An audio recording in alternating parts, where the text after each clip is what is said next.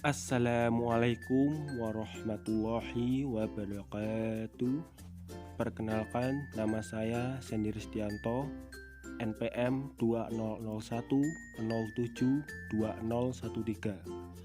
Pada video kali ini, saya akan membagikan materi tentang pasar.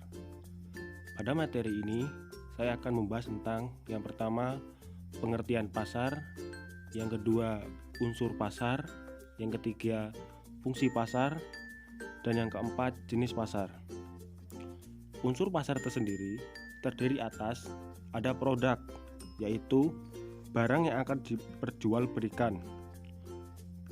Yang kedua, ada penjual dan pembeli, yaitu pihak yang akan melakukan transaksi antara penjual dan pembeli. Dan yang ketiga, ada sarana untuk berdagang, yaitu sarana yang berdagang tidak terbatas hanya secara fisik seperti pasar. Sarana berdagang juga bisa dilakukan melalui telepon, media sosial seperti WhatsApp, Instagram, Facebook, toko online, dan media yang sejenisnya. Lalu fungsi pasar. Fungsi pasar terdiri atas distribusi, pembentuk harga, dan promosi. Dan jenis pasar terdiri atas jenis pasar menurut wujudnya, jenis pasar menurut jenis barangnya, jenis pasar dengan luas distribusinya, dan jenis pasar menurut struktur dan organisasinya. Baik, yang pertama saya akan membahas tentang pengertian pasar. Pasar merupakan tempat bertemunya antara penjual dan pembeli, baik secara langsung maupun secara tidak langsung, untuk menyepakati harga dan jumlah barang. Bisa dilihat contoh pasar langsung dan contoh pasar tidak langsung. Lalu fungsi pasar. Fungsi pasar terdiri atas fungsi distribusi, fungsi pembentuk harga, dan fungsi promosi. Fungsi distribusi yaitu pasar dijadikan sebagai penyaluran barang dari konsumen ke konsumen secara langsung maupun perantara. Fungsi pembentuk harga yaitu pasar menjadi tempat terjadinya tawar-menawar harga sebelum penjual dan pembeli melakukan kesepakatan harga. Dan fungsi promosi yaitu pasar berfungsi sebagai tempat promosi untuk memperkenalkan barang hasil produksi kepada konsumen sehingga konsumen dapat mengetahui informasi produk yang akan diperjualbelikan. Yang selanjutnya, jenis pasar. Jenis pasar terdiri atas menurut wujudnya, menurut jenis barang, menurut luas distribusinya, dan menurut struktur atau organisasi. Menurut wujudnya terdiri atas pasar konkret dan pasar abstrak. Menurut jenis barang terdiri atas pasar konsumsi dan pasar produksi. Menurut luas distribusinya terdiri atas pasar setempat, pasar daerah, pasar nasional, pasar regional, dan pasar internasional. Dan menurut struktur atau organisasinya terdiri atas pasar persaingan sempurna dan pasar persaingan tidak sempurna. Pasar menurut wujudnya terdiri atas pasar konkret dan pasar abstrak. Pasar konkret yaitu tempat bertemunya pembeli dan penjual untuk melakukan transaksi secara langsung serta barang yang dijual tersedia di pasar. Dan pasar abstrak yaitu penjual dan pembeli tidak bertemu secara langsung. Pembeli juga tidak dapat melihat barang yang dijual, tetapi hanya bisa melihat gambar dalam sebuah aplikasi. Pasar abstrak sering dikenal dengan nama sebagai pasar belanja online. Yang selanjutnya, pasar menurut jenis barang. Ada pasar konsumsi dan ada pasar produksi.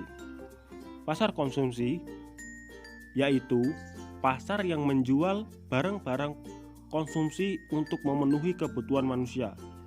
Contohnya adalah pasar daging, pasar sayur, dan pasar ikan. Sedangkan pasar produksi yaitu pasar-pasar yang memperjualbelikan faktor-faktor produksi seperti tenaga kerja, bahan baku, dan mesin.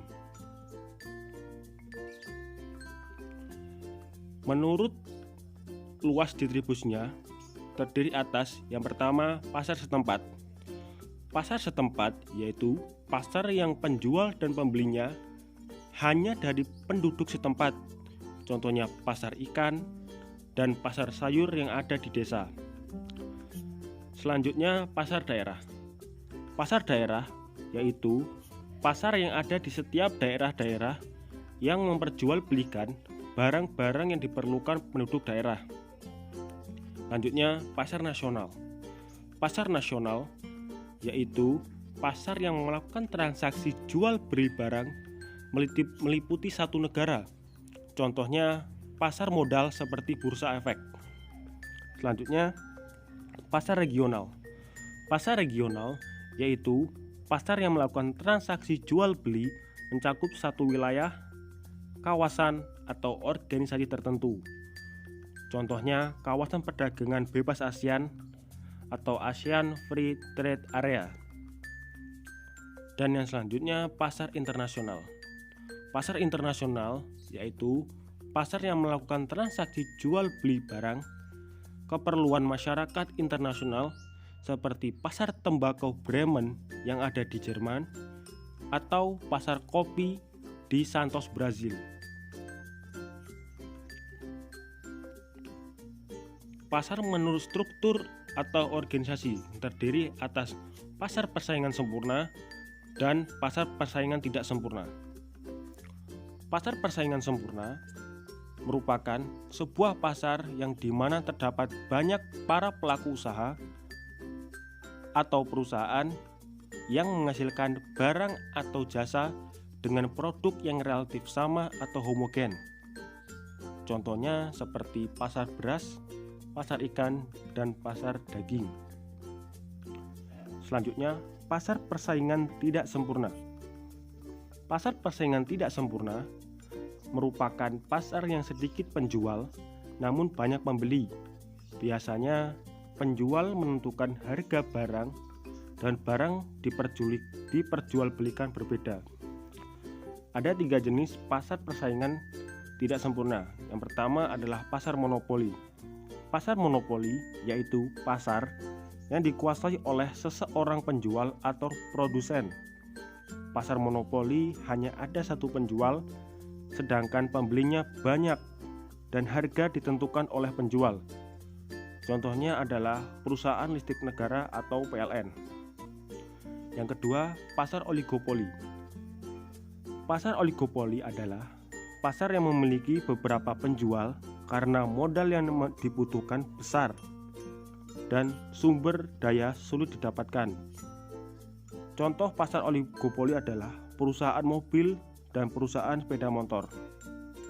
Dan yang ketiga, pasar monopolistik.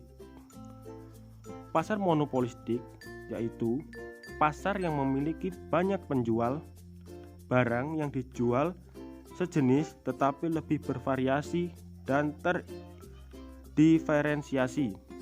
Contohnya sabun, sampo, pasta gigi, dan lain-lain. Demikian materi pasar dari saya. Semoga bermanfaat. Terima kasih. Saya akhiri.